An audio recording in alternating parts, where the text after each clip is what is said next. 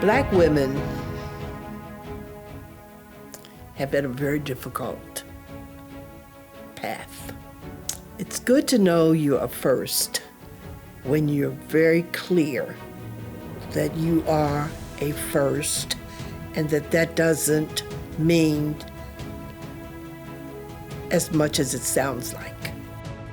Boy, 1989, I was working for the United Way, and board members of Associated Black Charities thought, okay, maybe this is the one. And I was exuberant. It was a wonderful time. Didn't know if I would get the position, and I was young and excited about what I could do at Associated Black Charities. And I came to Associated Black Charities in 1998. I had just moved to Baltimore a couple of years before that. My late husband came to Baltimore to serve as the CEO of the Baltimore Area Convention and Visitors Association, now called Visit Baltimore. I always wanted to be a part of Associated Black Charities, almost from the beginning. I remember when I was working for Mayor Schmoke, and ABC was probably about 4 or 5 years old when Reverend Bascom came in to see Kurt as mayor, and I think Reverend Bascom was Kurt's pastor, and talking about Associated Black Charities and talking about their work. When I first stepped into this role, I felt most called to make sure we remain connected to Black people. It was very important to me that we were not sitting in sterile rooms making decisions for what we felt was the best course of action for Black community members, Black residents in the greater Baltimore region. It was extremely important to me that we connect our organization to the community, that we be visible and out in the community, and that we be leveraging our membership in the community. It was a very primitive kind of opening. But we were in business, and we had 3 staff, an administrative assistant, myself as the executive director, and an associate executive director, who was Joy Jones. It was a difficult time. The larger community has great difficulty still in this turbulent 2025, accepting the leadership of capable Black women. It's not an easy path. And it existed back then. You have to, with every step of leadership, as a Black woman, understand that there's a status that you have that you can't take for granted. You may never have the same acceptance. I'm clear that I got there by virtue of God. When I first got there, ABC, as many Black-led organizations in Baltimore and many places across the country, have always had challenges getting the level of sponsorship money from foundations that others don't have the same challenge with. We were not able to attract the kind of money necessary. And our agenda was always based upon data. For me, data is absolutely critical to drive anyone's agenda. And so that was our desire. We were able to do a little bit of it, but not to the degree that it would require to really make an impact. And so we really moved away from that, but stayed focused on the systems issues and stayed focused on kind of the core of that was around workforce, changing the outcome, economic outcome for Black people. And of course, it moved into the agenda that long before people were talking about it, and that was around structural and systemic racism. My vision was actually a vision that I brought with me from my work at Annie E. Casey Foundation, that through their dollars and their support, I was able to develop. It was called More in the Middle. It was about changing the outcomes for Black people here in Baltimore in terms of to create a greater Black middle class, to help people move up out of poverty, to help retain Black middle class here, and to attract more middle class. I think ABC has always had that history of being a bridge builder and helping organizations and institutions that didn't understand the importance of Black people, and helping Black people have a space at the table, having a seat at the table. I would think almost every person that in Baltimore, Black person that's moved into leadership has been involved with ABC at some point.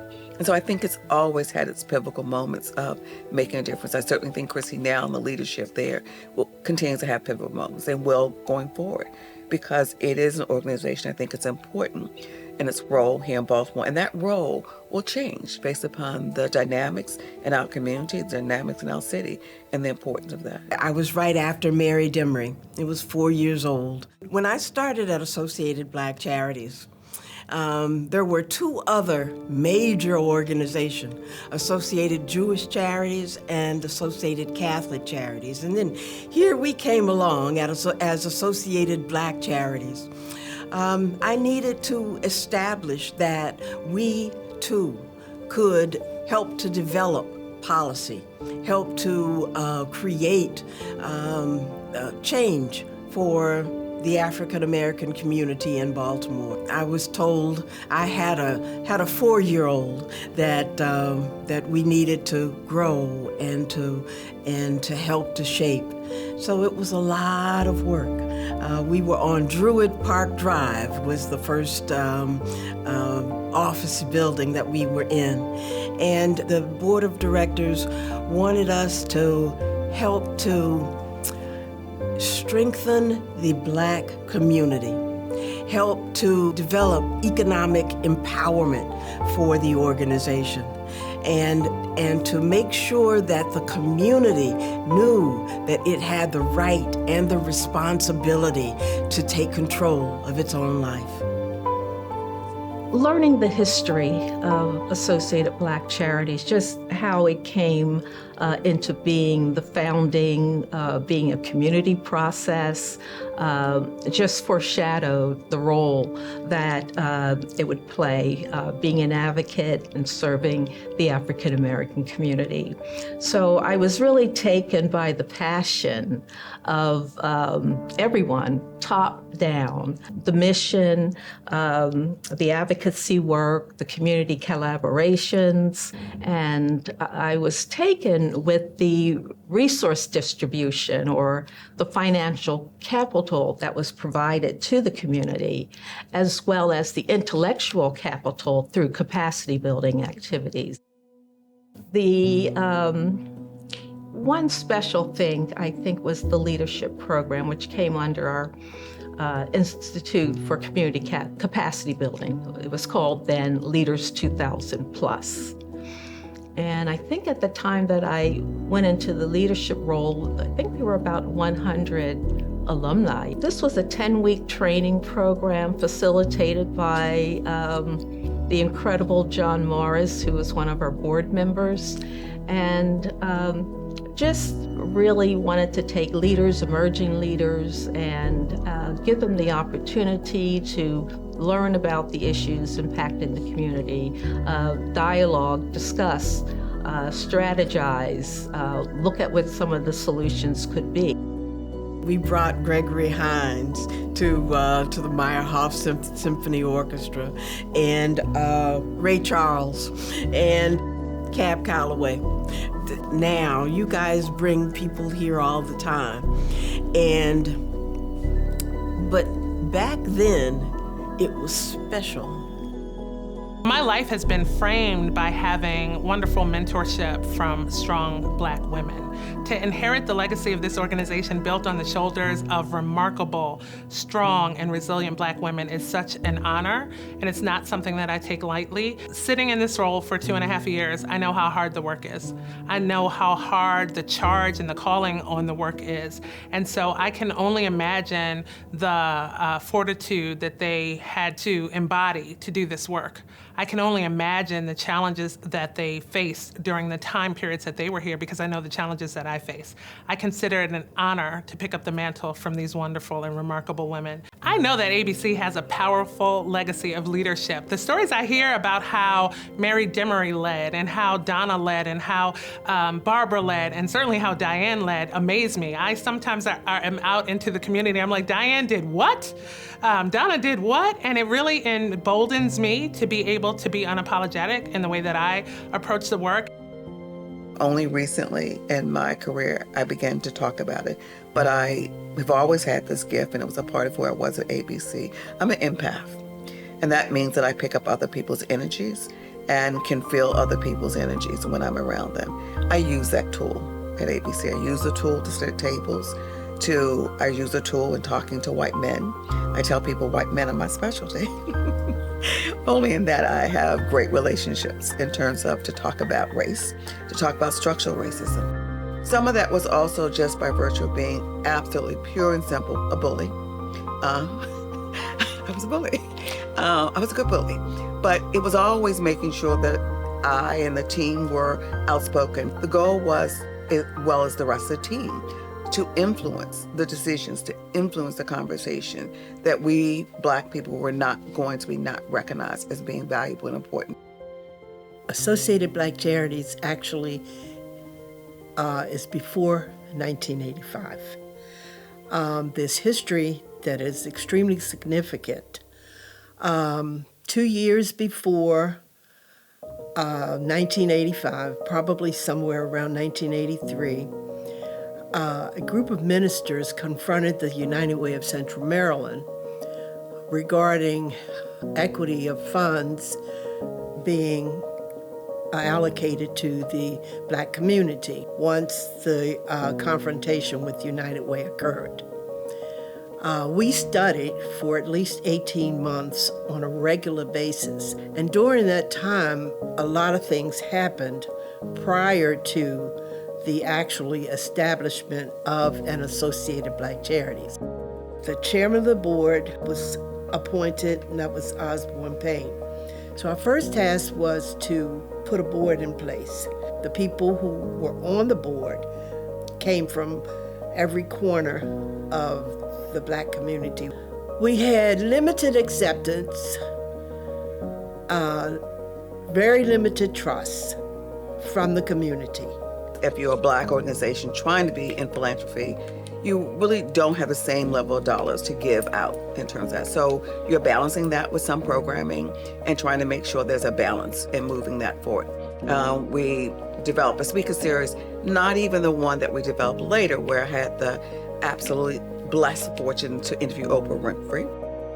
So we got something called a Compassion Capital Grant, where the faith-based communities were working hard in the community.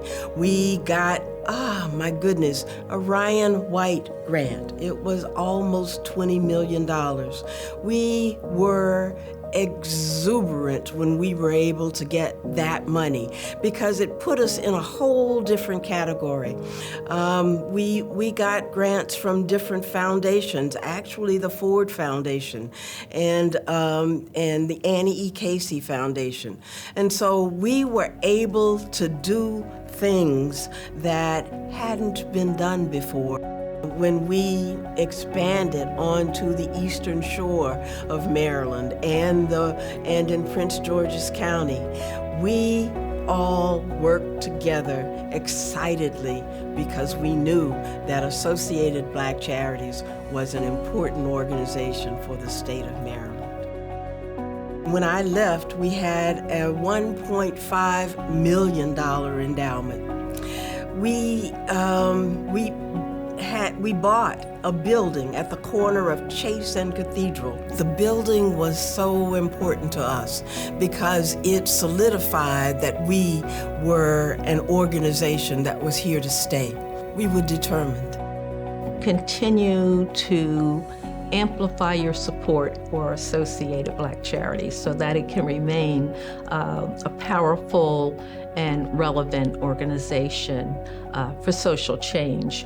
Again, in these uncertain times, addressing racial equity is just of utmost importance. We really are our own saviors, and we really can move this agenda forward in this country, that our birthright, in terms of bringing about change for Black people. And we can do it. Support Associated Black Charities. Support your own. Support your community in any and every way possible in terms of whatever you can do. I am proud that Associated Black Charities is recognizing that 40 years for an organization that didn't have early acceptance, and we're still doing a fantastic job.